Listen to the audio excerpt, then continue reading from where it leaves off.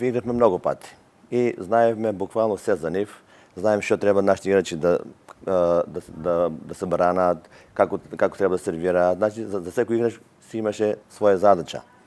Меѓутоа, куп надпреварот секогаш тешко се игра, бидејќи само еден надпревар, друго да е плейоф, бидејќи има 3 победи и може да се вратиш во игра. Во куп надпреварот не можеш. Плюс тоа, минатата недела, таа иста екипа нас не победи дома 3-2. Игравме ослабени со играњето на Славен Аков. Меѓутоа, цел март месец имавме и пехови. Доста прво Васимир Хилу беше повреден, после Ристо Јон имаше, не играше на последно надпревар со Вардар.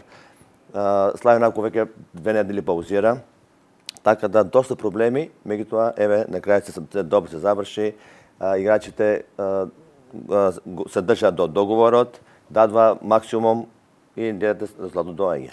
Ние очекуваме од него неколку поени серија, но тоа беше навистина на некое повисоко ниво со кое што не можевме да се справиме, но полека ние се консолидиравме и ги стигнувавме поен за поен, но знаевме дека ние сме поспремни, знаевме дека ние повеќе тренираме, повеќе анализираме, психолошки сме постабилна екипа од нив, не играме за момент, ние се спремаме за вакви надпревари уште од август, ние не ја правиме екипата во февруари или март како нив, така да подоцна се дојде на своје место. Работи само во спремноста на екипите, на двете екипи. Ние сме екипа која што долго се подготвува и на нас ние не играме на еуфорија само на првите поени.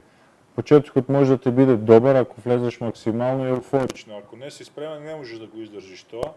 Ние играме под притисок од првиот надпревар до сега. Ние сме фаворити на секој надпревар и тоа од нас го очекува секој ние да победиме. Ние одиме кон двете титули секоја година. Така да ние притискаме максимално од сите страни, физички и тактички, и за последните поени, не само на почетокот. Така да во секој момент на надпреварот ние знаеме до кај сме и знаеме дека ќе го освоиме.